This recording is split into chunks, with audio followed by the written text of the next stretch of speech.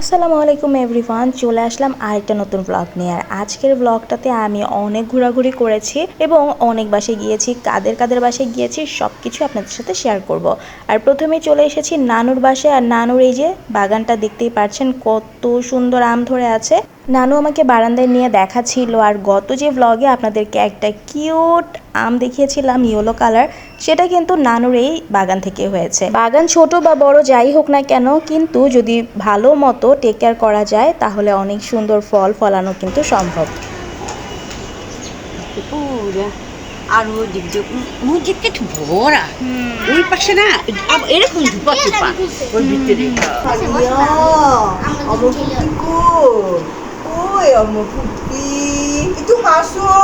হানিয়া হানিয়া হানিয়া টুকি না দাঁড়াও, মানুষ খারাপ করবে দেখলা লাইগা থাকলে না। তুমি হানিয়া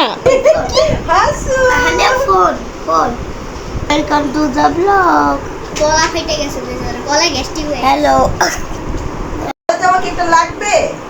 হ্যাঁ এই যে আপিকে ইয়াকে বলো, আপনিকে বলো, এখানে তোমার বার্থডের জন্য আমাকে ড্রেস কিনে দাও, কালো জামা দাও ওকে বলো, আপনিকে বলো কালো জামা টাকা দিছি লাগবে। হ্যাঁ রাগ করলেন এই আজকে তো মোট কে ওর এটা হাসে না। এই যে হানিয়া হানিয়াকে নিয়ে সবার সময় বেশ ভালো কাটছিল। নানু আমাদেরকে নাস্তাও দিল, মিষ্টি কাবাব। আমরা আসবো দেখে নানু তো বেশ খুশি ছিল। কোনটা কি? এটা কি? আমি তো নাম জানি না, আমি কোনোদিন খাই নাই। কি এটা? ডাইনোসরের ডিম। ওয়াও। হানিয়া একটু ঘুমিয়েছিল, বাট সেটা বেশিক্ষণ স্টে করতে পারেনি, কারণ এই দুইজনের চেঁচামেচিতে ও উঠে গিয়েছে। আর ওরাও খুব বেশি খুশি হয়ে গিয়েছিল যখনই দেখেছে হানিয়া উঠে গিয়েছে। ওরা তো ওকে ঘুমাতেই দিবে না, এমন একটা অবস্থা।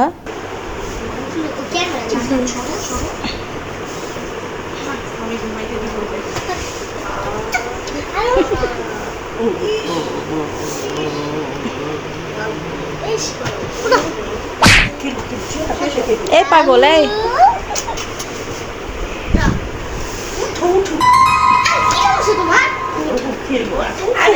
আমি তো ঘুম থেকে উঠি, সাড়ে সাথে উঠি,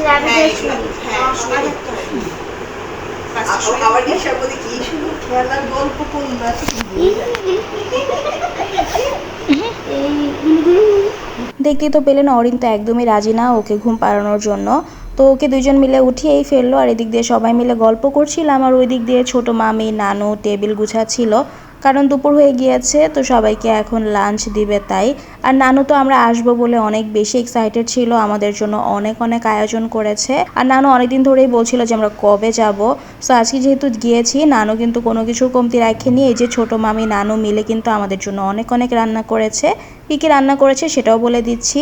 শুটকি বাগার করেছে কাঁঠালের বিচি দিয়ে, তারপর চিংড়ি মাছ ভাজা, কাবাব, লতি করেছে ইলিশ মাছ দিয়ে, সাদা মুরগি ভুনা করেছে, তার সাথে আবার বেগুন তরকারি ছিল, আলু ভর্তা ছিল, করলা ভাজি ছিল, পাবদা মাছ ভুনা করেছে, পোলাও রান্না করেছে, আবার মোরগ পোলাও আনিয়েছে, তার সাথে ডাল আছে, বিফ আছে। তো সব কিছু প্লেটে গুছিয়ে নিয়ে তারপর আমি খেতে বসে পড়লাম। প্রত্যেকটা খাবারই মজা ছিল। তারপর চলে গেলাম বড় মামার বাসায়। যেহেতু মাত্রই খাওয়া দাওয়া করে গিয়েছি, তাই মামিকে বললাম শুধু কফি দাও। কফি খেয়ে তারপর বের হয়ে গিয়েছিলাম।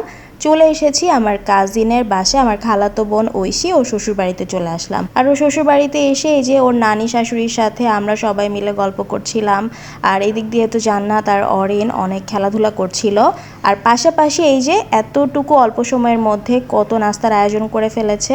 তো এখন আমরা সবাই মিলে নাস্তা করলাম। তার পাশাপাশি ঐশী শ্বশুর আঙ্কেল কিন্তু আমাদের জন্য অনেক মজাদার চা বানিয়েছে, অনেক বেশি মজা হয়েছিল। আমি তো আঙ্কেলকে বলছিলাম যে আঙ্কেল আপনার কাছ থেকে চায়ের রেসিপি নিতে হবে, কারণ চাটা অনেক বেশি মজা হয়েছে। তারপর কিছুক্ষণ পর আবার চলে গিয়েছিলাম আন্টির বাসায়। তো আন্টির বাসায় এসে এখানে এই যে সবাই তো ক্যাট নিয়ে অনেক বিজি, কারণ আন্টিদের বাসায় কিন্তু অনেকগুলো ক্যাট আছে। মোট মনে হয় 3টা ক্যাট হবে আছে, কিন্তু আমি তো ক্যাট দেখে অনেক বেশি ভয় পাই। যখনই ক্যাট একদিকে যায় আমি তো অন্যদিকে দৌড় দেই, আমার এতটা পরিমাণে ভয় লাগে। যার বাচ্চা ক্যাট অনেক পছন্দ করে, যদিও কোলে নিতে একটু ভয় পায়, বাট তারপরও ও ক্যাট অনেক বেশি পছন্দ করে। আমার কাজিনদের বাসায় গেলেও সারাক্ষণ ক্যাট নিয়ে বিজি থাকে। আর অরিনের কথা কি বলবো, তো এমনিই পাগলা, ক্যাটের সাথে যে ও কি করে। এই যে তো দাঁড়ান কিছু বাবা কই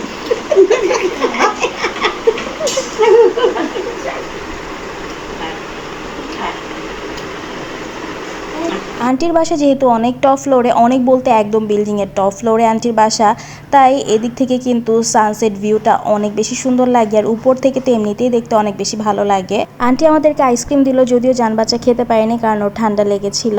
আর আমার পছন্দের বাটার আর ব্রেডও কিন্তু আন্টি দিয়েছে, যেটা আমার অনেক ভালো লাগে। আমি আগে অনেক খেতাম, এখন একটু কমিয়ে দিয়েছি। এখন খাই না, কারণ হচ্ছে এখন এমনিতেও একটু হেলথ কনসিয়াস হয়ে গিয়েছি তাই। আর এই যে এদিক দিয়ে তো তাদের খেলাধুলা চলছে।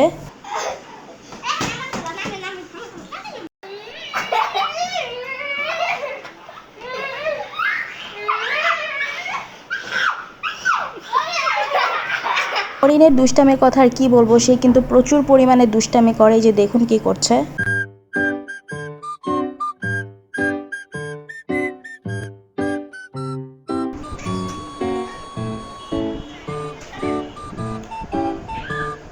আর এই তো আবার আঙ্কেল চটপটি ফুচকা নিয়ে আসলো, তো চটপটি ফুচকাও এখন আমরা সবাই মিলে খাচ্ছি। যদিও অনেক খেয়েছি, পেটে জায়গা নেই, তাও চটপটি ফুচকা দেখে তার লোভ সামলানো যায় না।